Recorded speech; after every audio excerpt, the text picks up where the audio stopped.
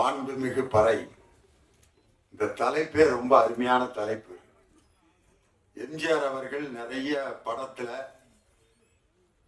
அவருடைய பட தலைப்புகள்லாம் பார்த்தீங்கன்னா சாதாரண தொழிலாளர்களை பற்றி தான் இருக்கும். ரிக்ஷாக்காரன், பட ஓட்டி, தொழிலாளி, விவசாயி இப்படின்னு தான் இருக்கும். தலைவன் ஒரு படம் எம்ஜிஆர் படம் வந்துச்சு, அது சரியா ஓடல. காரணம், அவர் எளிமையான மக்களுக்கான படங்களை நடிச்சு கொடுத்தவர் புரட்சி மக்கள் தலைவர் எம்ஜிஆர் அவர்கள். அவருடைய பட தலைப்பு இந்த பட தலைப்பு ஏறக்குறைய ஒண்ணு. மாண்புமிகு என்பது அரசியல் வார்த்தை, பறை என்பது ஒரு இசைக்கருவி. எம்ஜிஆருடைய படத்துல நாடோடி மன்னன், நாடோடிங்கிறவன் ஊர் முழுது சுத்திக்கிட்டு இருக்கிறவன், மன்னன் என்கிறது உயர்ந்த ஸ்தானத்தில் இருக்கவங்க.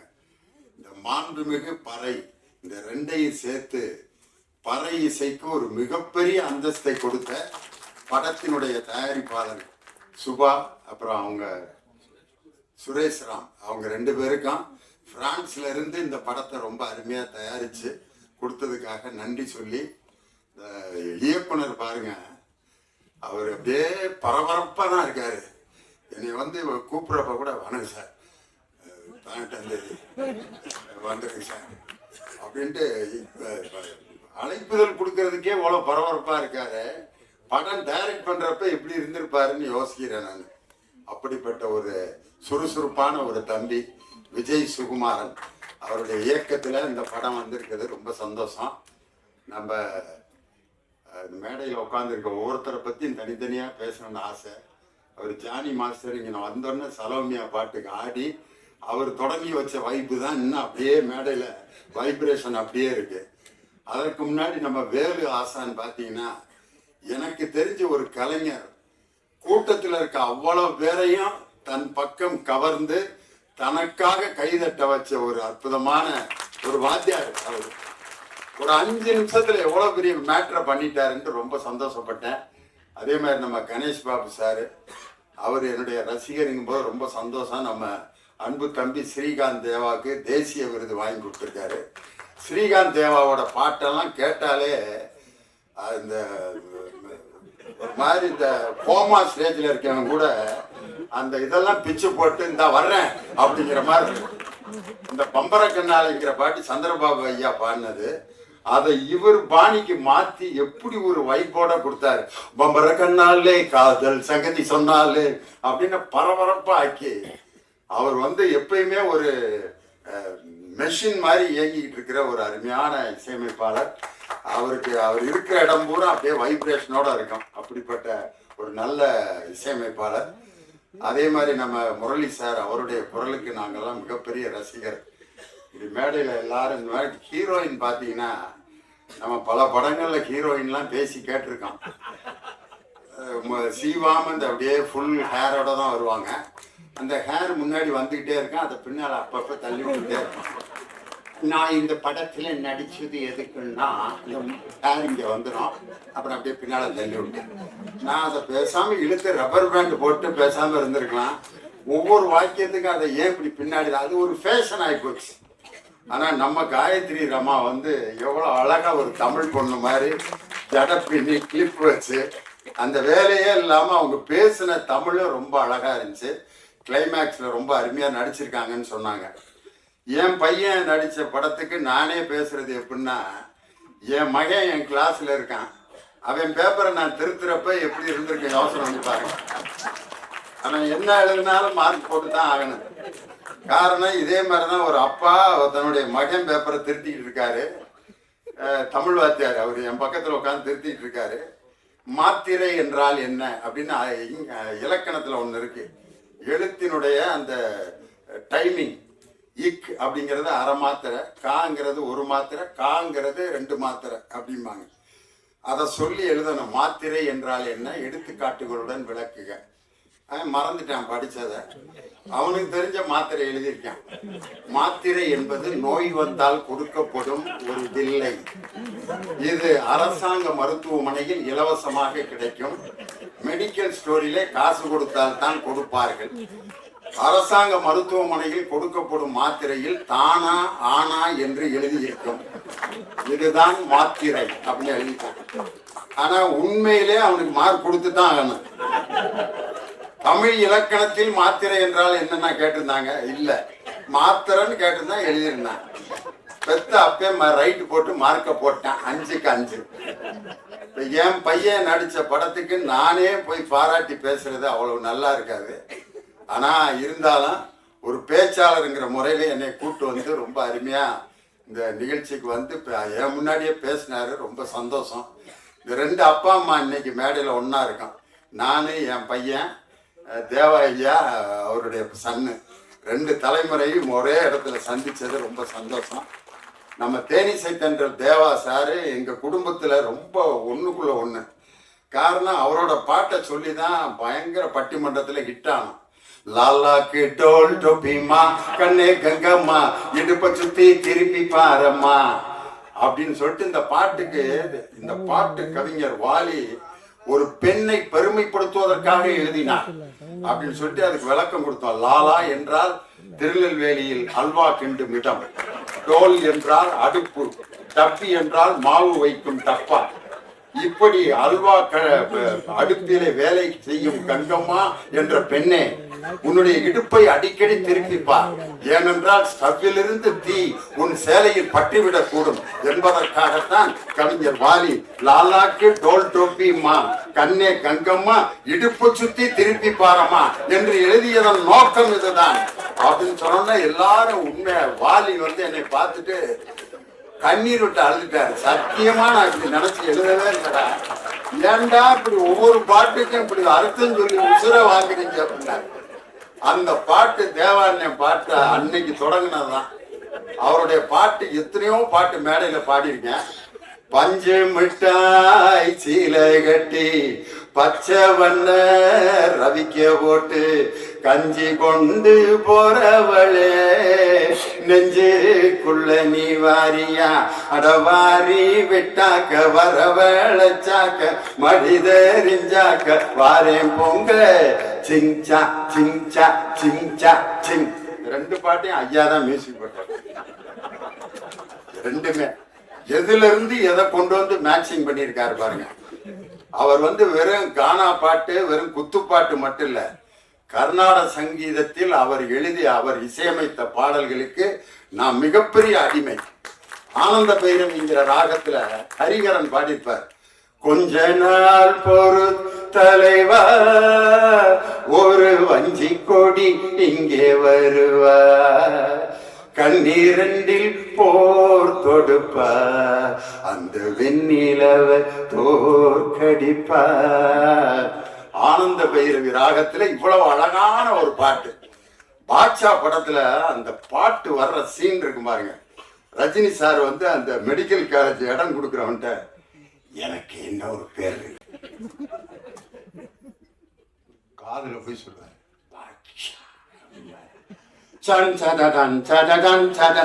தங்க மகனின்று சிங்க நடை போட்டு அருகில் அருகில் வந்தால் அப்படின்னு சொல்லி அந்த கம்பீர நாட்ட ராகத்துல உண்மையிலே அவர் கர்நாடக சங்கீதத்திலும் மிகப்பெரிய வல்லமை உள்ளவர்.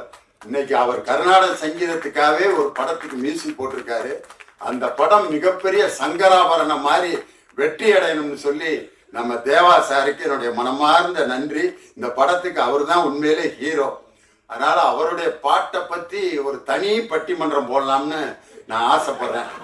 அவர் கூடயே அவருடைய இசைக்குழுவோட வச்சு மெல்லிசை மன்னரும் நகைச்சுவை தென்றலும்னு MSV ஐயா கூட ஒரு 14 வாரம் விஜய் டிவியில ப்ரோக்ராம் பண்ணான்.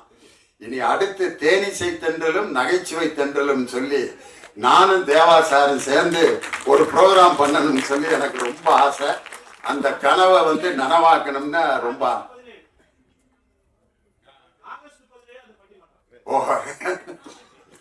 அது மாதிரி அவர் இன்னைக்கு மேடையில் இருந்தது ஒரு பெரிய சந்தோஷம். நம்ம இயக்குனர் திரைக்கதை மன்னன் ஐயா கே பாக்கியராஜ் அவருடைய படத்துல வந்து ஒரு மறக்க முடியாத வாசகங்கள்னு நிறைய இருக்கு. அதுல அவர் படத்துல இருக்கக்கூடிய அந்த மறக்க முடியாத காட்சிகள்னு நிறைய இருக்கு. இயக்குனர் கே பாக்கியராஜன் அந்த போடுற இடம் பார்த்தீங்களா, அது வந்து ரொம்ப ரசிக்கிற மாதிரி ஒரு இடம் இருக்கு.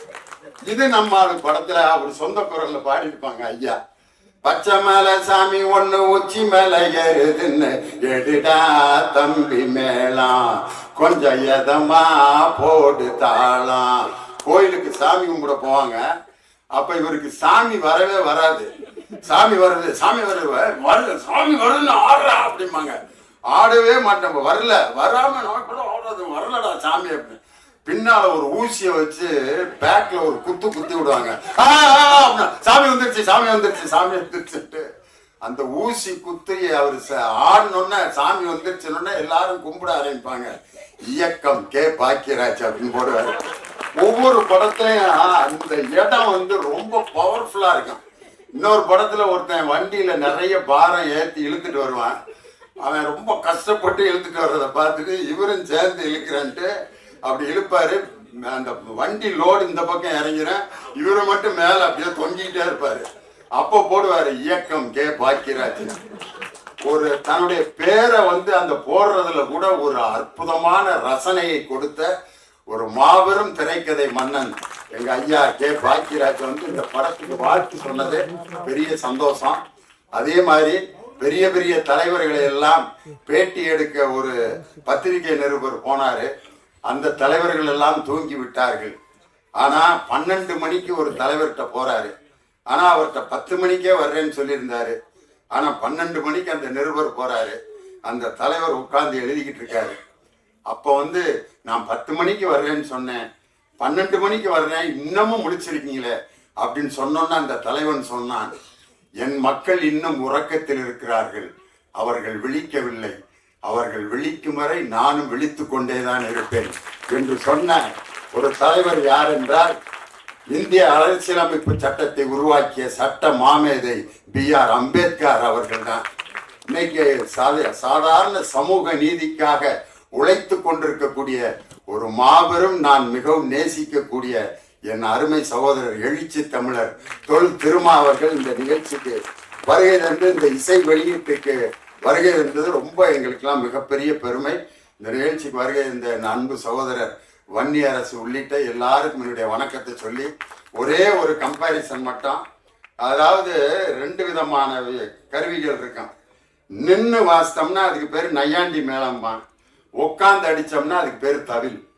அவர் பெரிய வித்வான். இவர் வந்து குச்சியை வச்சுட்டு டண்டக்கன் டண்டக்கன் டண்டக்கன் டண்டக்கன் அடிப்பார். அவர் நையாண்டி மேளம் அவருக்கு பேர். அதையே மேடையில் உட்காந்து தாக்கிட்டேன்னு அடிச்சா, ஆஹா பெரிய வித்வான்றார், தமிழ் வித்வான் அப்படின்னா. அதே மாதிரி நாயனம் கீழே நின்று கரகாட்டத்துக்கு ஊதுவார், அதுக்கு பேரு நாயனம்பாங்க. அதையே மேடையில் உட்காந்து அப்படின்னா நாதசுர வித்வான் அவருக்கு பேரு. நின்று வாசிச்சா அவர் வந்து நையாண்டி மேளம் நாயனா. ஆனா உட்காந்து வாசித்தா அதுக்கே இன்னொரு பேரு. அதே மாதிரிதான் இந்த தப்பாட்டத்தை வந்து உட்காந்து நீங்க வாசிக்க முடியுமா? யாராவது ஐயாட்ட கேட்கிறேன், உட்காந்து அடிக்க முடியுமா? ஐயா, முடியவே முடியாது. அதுக்கு ஒரு எனர்ஜி இல்லாம தப்பாட்டத்தை யாராலும் வாசிக்கவே முடியாது. ஐயா வந்து இப்படி வாசிக்கிட்டே இருக்கிறது, திடீர்னு இப்படி ஒரு மூமெண்ட் கொடுத்தாரு பாருங்க, கூட்டமே அப்படியே லேசா அப்படியே அவர் கூட அப்படியே ஆடிச்சு. அதே மாதிரி நம்ம ஆழி இசைக்குழு அடாடாடா பெர்ஃபார்மன்ஸு. உண்மையிலே அந்த தப்பாட்டத்துக்குன்னு ஒரு யூனிஃபார்ம் இருக்கான். ஆனா எல்லாம் ஜீன்ஸ் பேண்ட்டு டிஷர்ட் போட்டு நார்த் ஸ்டார் ஷூ போட்டு அவங்க வாசித்த அந்த அழகு கலை ரொம்ப எழிலுக்கு என்னுடைய மனமார்ந்த வாழ்த்துக்களும் பாராட்டுக்கலாம். அதனால இந்த நிகழ்ச்சிக்கு வருகை தந்து இந்த அருமையான இசை நிகழ்ச்சியில தப்பாட்டங்கிறது எல்லா இடத்துலயும் இந்த தப்பு இசை வந்துகிட்டே இருக்கும். இளையராஜா சார் புன்னகை மன்னன் படத்துல ஒரு பாட்டு போட்டிருப்பாரு, ரேவதி டான்ஸ் ஆடி இருப்பாங்க. கவிதை கேளுங்கள் கருவில் பிறந்தது ராகம், நடனம் பாருங்கள் இதுவும் ஒரு வகை ராகம். அதுல இடையில வரும் தப்பாட்டம், ஜகன ஜகன ஜம் ஜம் தக ஜகன ஜகன ஜம், ஜகன ஜகன ஜம் ஜம் தக ஜகன ஜகன ஜம், ஜகன ஜகன ஜம் ஜம் தக ஜகன ஜகன ஜம், ஜகன ஜகன ஜம் ஜம் தக ஜகன ஜகன ஜம். ஆனா அதுல ரேவதி பரதநாட்டியம் ஆடுவாங்க. ஆனா இது உண்மையிலே இது எங்கிருந்து பிறந்தது என்றால் ஒரு தப்பு, அதாவது பறை இசையிலிருந்து கிளம்பியதுதான் இந்த அருமையான தாளம் ஜதி எல்லாமே. அதே மாதிரி இன்னொரு படத்துல ராமராஜன் ஐயா பாடுறப்போ ஒரு காதல் பாட்டுல ஜிஞ்சனக்கு ஜனக்கு நான் சொல்லி தரேன் கணக்கு, மனைவி கிட்ட கணக்கு சொல்றதுக்கு கூட ஜிஞ்சனக்கு ஜனக்கு தான். அது கூட பாருங்க, அதுக்கு பேர் காதல் பறை, ஜிஞ்சனக்கு ஜனக்கு நான் சொல்லி தர்றேன் கணக்கு அப்படின்னு. அதனால எல்லா பாடல்களிலும் இந்த பறை இசை என்பது மனிதன், தமிழன் மற்ற மனிதன் தோன்றிய அந்த காலகட்டத்திலே தோன்றிய முதல் இசை எது என்றால் அது பறை இசைதான் என்பதற்கு இதுதான் எடுத்துக்காட்டு. அதனாலதான் திருக்குறள்ல குழல் இனிது யாழ் இனிது அப்படின்ற குழல் யாழ் ரெண்டுலையும் பாருங்க சிறப்பு ரகரம் இருக்கு. முழவு அப்படிங்கிற வார்த்தையிலே சிறப்பு ரகரம் இருக்கும். இந்த மூன்று கருவிகளும் பாருங்க, குழல்ங்கிறது ஊதுற கருவி, யாழ்ங்கிறது கம்பி கருவி, முழவுங்கிறது தோல் கருவி. இந்த மூணுலையும் தமிழுக்கு வரக்கூடிய சிறப்பு லகரம் இருக்கு அப்படின்னு சொன்னா இசையின் மூல ஆதார மொழி எது என்று சொன்னால் குழல் இனிது யாழ் இனிது என்று வள்ளுவரே எழுதியிருக்காருனா 2000 ஆண்டுகளுக்கு முன்பே இசையில் தோன்றிய இனம் தமிழ் இனம்தான். அவனால் உருவாக்கப்பட்ட இசை இந்த பறை இசை. அதனால அந்த மிருதங்கத்தில எல்லாம் பாத்தீங்கன்னா வார் பிடிக்கிறது சுதி சேர்க்கறதுலாம் சொல்லுவாங்க. பறையில எல்லாம் சுதி சேர்க்கறது ஒன்றும் கிடையாது. நெருப்பை மூட்டி ஒரு காய்ச்சுவாங்க, டங் டங் டங் டங் டங். இன்னைக்கு பனியில இருந்தனால தண்டக தண்டக தண்டக எழிலோட இது ரொம்ப ஒரு நெருப்புல மட்டும் காய்ச்சி இருந்தா இன்னைக்கு இந்த இடமே அப்படி அதிர்வு இருந்திருக்கும். அதுல அந்த வார் பிடிக்கிறதுங்கிறத தில்லான மோனம்பால் படத்துல நாகேஷ் பாத்தீங்கன்னா அதுல சவுடால் வைத்தியா நடிச்சிருப்பாரு. ஏண்டா அம்பே சண்முகம் சொல்றான், மகாராஜா ஓதுறது கூப்பிடுறாரு வர்றாரா, ஏண்டிமா மோகனா இங்க மகாராஜா கூப்பிட்டு இருக்காரு வந்துட்டு இருக்காரா அப்படின்னு பேசிட்டே இருப்பாரு. அப்ப பாலையா சொல்லுவாரு, இந்த நரம்பு பயலை வாறு புட்டுச்சா எல்லாம் சரியா போயிரும்டா அப்படின்னு. அந்த நாயேச நரம்பு பயலை வாறு புடிச்சாம்பார். அந்த மிருதங்கத்துல சுருதி சேர்க்கறதுன்னு ஒரு இடம் இருக்கு. ஆனா பறை இசைக்கு அப்படிலாம் இல்லை. மக்களுடைய எண்ணங்களிலும் மகிழ்ச்சியிலும் ஒவ்வொரு விஷயத்திலும் உருவானது இந்த பறை இசை. விலங்குகளிடமிருந்து தன்னை காப்பாற்றுவதற்காகவும் மற்றவர்களுக்கு செய்திகளை அறிவிப்பதற்காக உருவாக்கப்பட்ட இசை இந்த பறை இசை. எங்க ஊர்ல இந்த பறை இசை எப்படி பயன்படுத்தினாங்கன்னா 2 குரூப் இடையில திருவிழாவில் சண்டை வந்துருச்சு. அடிச்சு கொல்லாம விட மாட்டான் கத்திக்கிட்டு இருக்கான். அதுங்க எங்க ஊர் நாட்டாம்காரர் வந்தாரு. எப்படா அவங்களை ஸ்டாப் பண்றதுன்னா பறை இசை கலைஞர்கள் ஒரு 50 பேர் 20 பேர் இருந்தாங்க. வாங்க GN வேலுச்சாமி குரூப், அவங்க வந்து சப்பாரத்துல வாசிக்கிறதுக்காக வந்திருக்காங்க. இங்க வாங்க, இந்த 2 பேத்துக்கு இடையில அடிங்க எல்லாரும் அப்படின்னா இவன் பேசுறது அவனுக்கு கேட்கல, அவன் பேசுறது இவனுக்கு கேட்கல. கேட்டா தானே திருப்பி சண்டை போடுவேன். அடிச்ச அடியில இவன் பேசுறது அவனுக்கு கேட்கல, அவன் பேசுறது சண்டையை முடிச்சுட்டு அவன் பாட்டுக்கு போயிட்டான். நாட்டாம்காரரை பார்த்தேன், ஐயா எல்லாத்துக்கும் அறிவிக்கிறதுக்கு தான் பறையை பயன்படுத்துவாங்க, நீ சண்டைக்கு சமாதானத்துக்கு பறையை பயன்படுத்தின ஒரே ஆள் நீதாயான்ட்டு. அதனால இது போர் பறை மட்டும் இல்ல, போர் நடப்பதற்கு போரே நடக்காமல் சமாதானம் செய்வதற்கு கூட இந்த பறை என்ற இசை உதவி செய்யுங்கிறதுக்கு இதுதான் எடுத்துக்காட்டு. அப்படிப்பட்ட அருமையான பறை இசை பற்றிய இந்த மாண்புமிகு பறை என்ற படம் டிசம்பர் 12ஆம் தேதி அன்னைக்கு ரிலீஸ் ஆகுது. சூப்பர் ஸ்டார் வந்து சூப்பர் ஸ்டாரோட ரசிகன் எங்க ஐயா தேனிசை தென்றல் தேவான்னு சொன்னாங்க. நான் அதை மாத்தி சொல்றேன், சூப்பர் ஸ்டாரோட ரசிகன் ஐயா இல்ல, தேவாவோட ரசிகன் சூப்பர் ஸ்டார் ரஜினிகாந்த். காரணம் அவருடைய தேவாதி தேவா அப்படிங்கிற அந்த நிகழ்ச்சிக்கு அவர் வருகை தந்து அந்த தஞ்சாவூர் மண்ணை எடுத்துங்கிற பாட்டை அந்த சிங்கப்பூர் அதிபர் நான் சாகும்போது இந்த பாட்டை போட்டுட்டு தான் நான் என்னுடைய பாடியை அடக்கம் பண்ணணும்னு சொல்ற அளவுக்கு ஒரு சிங்கப்பூர் அதிபர் இறக்கும் போது கூட தேவான்யம் பாட்டை இறந்த பிறகு கூட கேட்டு தான் அடக்கம் போயிருக்காருன்னா எப்படிப்பட்ட ரசிகர்களை எல்லாம் அவர் இந்த உலகம் முழுவதும் சம்பாதித்திருக்கிறார் அப்படிங்கிறத பார்த்துட்டு அவர்தான் இந்த படத்தினுடைய, என் மகனை விட அவர்தான் இந்த படத்தினுடைய கதாநாயகன் என்று சொல்லி இந்த நல்ல வாய்ப்பை கொடுத்த எல்லோருக்கும் என்னுடைய வணக்கத்தை சொல்லி எங்களுடைய அழைப்பை ஏற்று வருகை தந்த எங்கள் அன்பு சகோதரர் எழுச்சி தமிழர் இந்தியா அப்படிங்கிற அந்த கூட்டணியில் இந்தியாங்கிற அந்த இந்துல மேல இருக்கிற ஒரு புள்ளி இருக்கு பாருங்க, அந்த புள்ளி தான் என் அருமை சகோதரர் திருமா அவர்கள். அந்த புள்ளியை எடுத்துட்டா இனதியான் மாறிடும். அதனால இந்தியாங்கிற அந்த வார்த்தையில் இருக்கும் புள்ளி தான் என் அருமை சகோதரர். கருப்பு, சிவப்பு, நீலம் மூன்றும் சேர்ந்து இந்த இந்தியாவில் சமூக நீதியை கொண்டு வரும் என்ற ஆழ்ந்த நம்பிக்கையில் எங்கள் அருமை சகோதரர் திருமா அவர்களை இந்த நிகழ்ச்சிக்கு வருகை இருந்ததற்காக பலமுறை அவருக்கு எங்கள் குடும்பத்தின் சார்பாக, இந்த டீம் சார்பாக நன்றி சொல்லி உங்களிடமிருந்து விடைபெறுகிறேன். நன்றி, வணக்கம்.